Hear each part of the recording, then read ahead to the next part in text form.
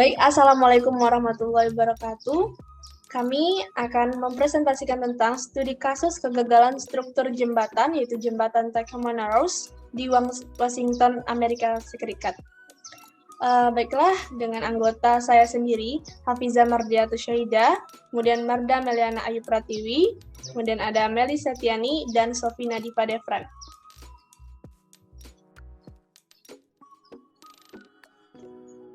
Selanjutnya, Jembatan Tacoma Narrows Bridge atau disebut dengan TNB tidak seelok sepupunya seperti Manhattan Bridge di New York City atau Golden Gate Bridge di San Francisco, apalagi mau disandingkan dengan keterkenalan seri wawasan Bridge Putrajaya di Malaysia ataupun The Helix Bridge di Singapura. Tetapi kegagalan strukturnya di era awal Perang Dunia Kedua ini menjadi soko guru dalam desain jembatan-jembatan serupa suspension bridge alias jembatan kabel. Maknanya berarti jembatan Tacoma Narrows Bridge ini menjadi pedoman bagi jembatan-jembatan yang serupa lainnya. Kemudian bukan karena ledakan Perang Dunia Kedua atau gempa yang mengakibatkan jembatan Tacoma Narrows Bridge ini menjadi runtuh. Namun runtuhnya jembatan Tacoma Narrows ini yang diakibatkan oleh angin sepoi-sepoi 4 bulan setelah konstruksinya, yaitu tepat runtuhnya itu pada tanggal 7 November 1940 dengan kecepatan anginnya hanya sekitar 65-75 km per jam. Bandingkan dengan siklon kategori 1 yang hanya berkisar antara 90-120 km per jam atau kategori 5 yakni di atas 280 km per jam. Selanjutnya, sejarah berdirinya Jembatan Tacoma Narrows. Jembatan Tacoma Narrows berdiri pada tahun 1940 adalah sebuah jembatan suspen di negara bagian Washington di Amerika Serikat yang melintasi selat Tacoma Narrows dari Puget Sound antara Tacoma dan Semenanjung Kitsap. Jembatan Tacoma Narrows ini resmi dibuka pada tanggal 1 Juli 1940 yang menelan biaya sebesar 6,4 juta US dollar. Gelegar utama sepanjang 2.800 feet atau 2.800 kaki yang tingginya hanya 8 feet atau 8 kaki dan jarak antar kabelnya dari kabel lain yaitu 39 feet. Semuanya ini menghasilkan suatu karya yang indah dan manis dengan lantai kendaraannya yang menentang seolah-olah seutas pita saja. Menaranya yang tinggi dan gelegar tepinya yang panjang menambah keluasan desain. Jembatan Tacoma Narrows merupakan jembatan kabel yang tiang terpanjang yang ketiga di dunia, setelah jembatan Golden Gate dan jembatan George Washington. Jarak antar tiangnya ini 0,8 km dengan tinggi 59,4 meter. Jembatan ini didesain mampu menahan angin 100 km per jam. Namun jembatan kabel ini runtuh hanya dengan angin yang berkecepatan 64 km per jam pada usianya sekitar setengah tahun atau resmi jatuhnya itu pada tanggal 7 November 1940. Baik, selanjutnya kronologi kejadian yang akan dibawakan oleh Meli Setiani. Kepada Meli, dipersilakan. Kronologi kejadian runtuhnya jembatan Tacoma Narrows. Jembatan sempat bergoyang, dipermainkan angin dan resonansi dari tegangan kabel selama sekitar 5 menit. Hingga akhirnya struktur bangunan tak mampu menahan bebannya sendiri. Tacoma pun runtuh. Proporsi-proporsi yang langsing itu ditambah dengan bentuk irisan normalnya telah menyebabkan jembatan ini menjadi bahan ramalan mengenai nasibnya. Bahkan, permulaan konstruksi sudah menunjukkan tanda-tanda ketidakstabilan. Ketika para pekerja memasang jalan rayanya, gelegarnya begitu bergoyang hingga para pekerja menjadi mabuk laut. Nah, pada tanggal 7 November 1940, kira-kira pukul 7 pagi, gelegar utamanya mengalami suatu getaran di arah vertikal yang berlangsung selama 3 jam. Ketika itu, angin bertiup dengan kecepatan 35-42 mil per jam. Cemas melihat tingkah laku gelegar jembatan, maka yang berwajib menutup jembatan untuk lalu lintas. Pada pukul 10 pagi, untuk truk terakhir telah meninggalkan jembatan, rasa-rasanya ada sesuatu yang putus dan tiba-tiba sifat gerakan jembatan berubah.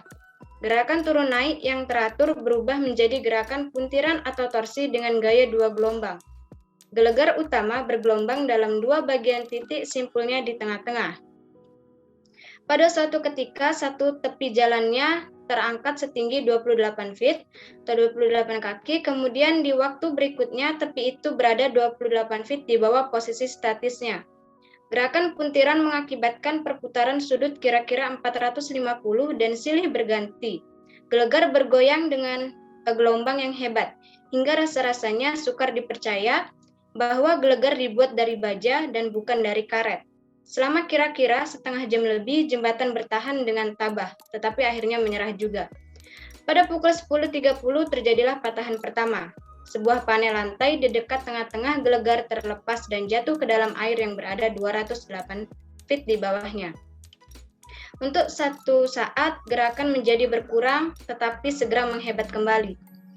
Pada pukul 11, patahan yang sesungguhnya terjadi. Sepanjang 600 feet dari gelegar utama di dekat titik perempatan sebelah barat terlepas dari gantungannya dan runtuh ke dalam air. Tetapi tidak tarian maut. Dengan runtuhnya bagian ini diharapkan bahwa gerakan akan menjadi tenang.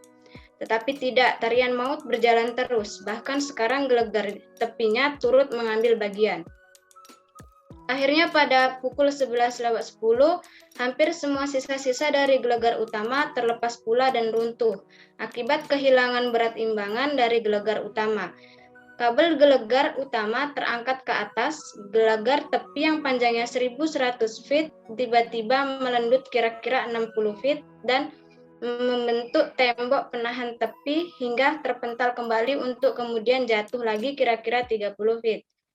Menaranya menjadi miring ke arah luar dan semua gerakan-gerakan jembatan berhenti dengan cepat. Perjuangan sekarat dari sebuah jembatan besar telah berakhir dan unsur kekuatan alam tampil sebagai pemenang. Okay, next. Baiklah, ini adalah video runtuhnya jembatan Tacoma-Narrows di Amerika Serikat.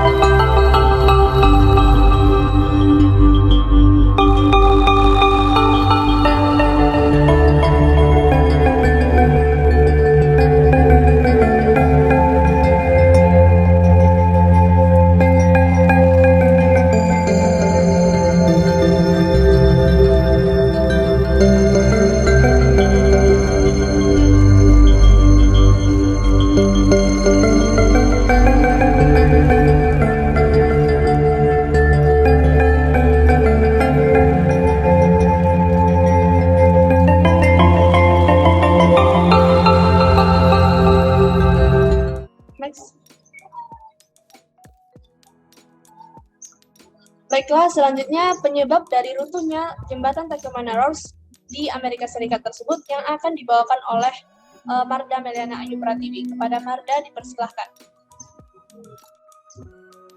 Penyebab terjadinya keruntuhan struktur jembatan Tacoma Narrows. Jadi kegagalan struktur jembatan Tacoma Narrows ini disebabkan oleh getaran aerolastik. Getaran aerolastik sendiri ialah getaran yang ditimbulkan akibat interaksi gaya aerodinamik dengan gaya inersia, kekakuan, dan redaman struktur. Untuk mengurangi efek dari getaran aerolastik ini dengan usaha peredaman getaran struktur. Tapi hal ini tidak terdapat pada struktur jembatan Tacoma Narrows tersebut, sehingga ketika angin berhembus 40 mil per jam atau sekitar 64 km per jam, jembatan Tacoma Narrows ini bergerak di mana bagian sisi kiri jalan turun, sisi kanan akan naik, dan sebaliknya dengan bagian tengah yang tidak bergerak. Secara berulang-ulang sampai jembatan Tacoma Narrows ini runtuh. Getaran inilah yang dikenal dengan getaran torsional modus, juga merupakan efek dari getaran aerolastik. Jadi, setelah jembatan Tacoma Narrows ini runtuh, terdapat perdebatan tentang penyebab sebenarnya keruntuhan jembatan tersebut. Ada beberapa teori penyebab keruntuhan jembatan yang berkembang, di antaranya ada turbulensi acak. Hembusan angin membangkitkan getaran pada jembatan akibat frekuensi yang sama yang disebut resonansi. Selanjutnya ada ketidakstabilan aerodinamik atau damping negatif. Pada kasus ini, gaya yang menyebabkan getaran pada jembatan disebabkan atau dipengaruhi oleh pergerakan dari jembatan itu sendiri. Fenomena ini dimodelkan sebagai getaran bebas dengan damping negatif. Dari hasil analisis ini disimpulkan bahwa penyebab keruntuhan jembatan tersebut adalah akibat pengaruh angin dinamik. Pada saat itu diketahui bahwa kecepatan angin ketika terjadi keruntuhan jembatan adalah 18,8 meter per sekon. Selanjutnya, dari sumber lain mengatakan penyebab dari keruntuhan jembatan Tacoma Narrows ini adalah keruntuhan yang diakibatkan oleh kegagalan kabel akibat tegangan yang tinggi. Tegangan yang tinggi ini disebabkan oleh berat jembatan itu sendiri dan gerakan yang bergelombang. Gerakan bergelombang itu disebabkan oleh frekuensi natural jembatan menangkap frekuensi dari angin yang arahnya memotong jembatan, sehingga jembatan tersebut beresonansi. Jembatan bisa membentuk twice move karena jembatan lemah pada torsi yang dikarenakan tinggi jembatan yang hanya 1/315 bentangnya, dan juga alas jalan yang didesain terlalu fleksibel. Angin juga bisa memengaruhi karena angin tidak lolos pada jembatan karena jembatan tersebut menggunakan rangka solid. Alasan mengapa dibangun sangat tipis dan solid adalah karena alasan estetika dari jembatan tersebut. Alasan lain menyebutkan bahwa penghematan biaya pada jembatan ini yang menghemat sebesar 3 juta US dollar.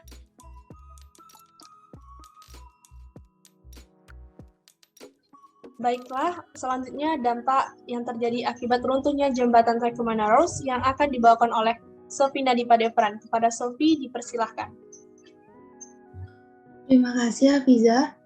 Berikutnya yaitu dampak dari runtuhnya jembatan Tacoma Narrows.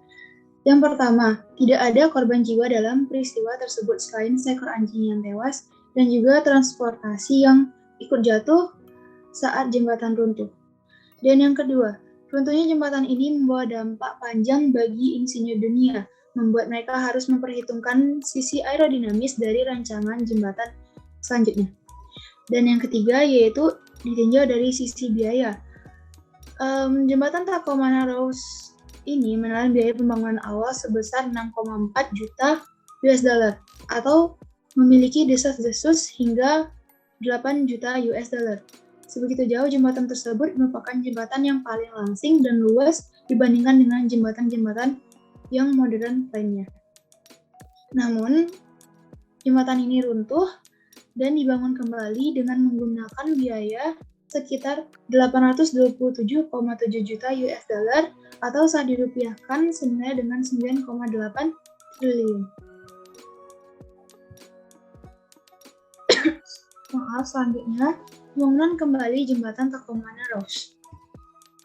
Kegagalan struktur jembatan Tacoma-Narrows disebabkan oleh getaran aeroelastik. Getaran aeroelastik sendiri adalah getaran yang timbul akibat interaksi gaya aerodinamik dengan gaya inersia. Seperti yang sudah disebutkan, untuk mencegah getaran aeroelastik adalah dengan usaha peredaman struktur. Peredaman struktur itu sendiri adalah dengan menambah berat dari struktur itu sendiri. Untuk struktur jembatan Tacoma-Narrows sekarang, beratnya 15% lebih berat dari yang pertama, sehingga aman terhadap efek dinamis tekanan angin.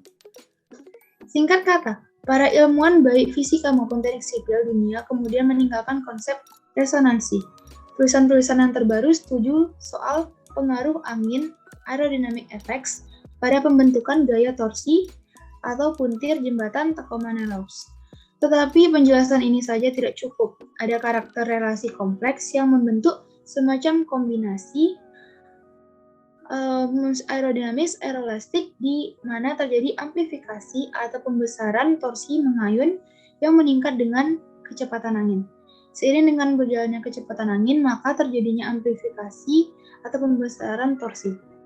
Ada semacam fenomena vortivitas, yakni kecenderungan partikel cair untuk rotasi atau sirkulasi pada titik tertentu dalam skala besar berada di atas dan di bawah dek jembatan Tacoma-Narrows. Jembatan Tacoma-Narrows setelah didesain ulang masih tetap mempertahankan panjang gelagar utamanya sebesar 2.800 feet atau 2.800 kaki. Gelagar utama dibuat dari konstruksi rangka dan tingginya 33 feet atau 33 kaki, sedangkan jarak kabel dibuat 60 feet atau 60 kaki. Setelah 29 bulan konstruksi, jembatan Tacoma-Narrows yang baru dan jauh lebih aman dibuka pada 14 Oktober tahun 1950, atau tepatnya 1 dekade setelah dibukanya jembatan Tacoma-Narrows. Jembatan saat ini adalah jembatan gantung terpanjang kelima di Amerika Serikat. Berikut adalah gambar dari jembatan Tacoma-Narrows yang sudah didesain ulang. Di slide selanjutnya kita bisa melihat jembatan Tacoma-Narrows yang versi dulu dan versi sekarang. Terima kasih.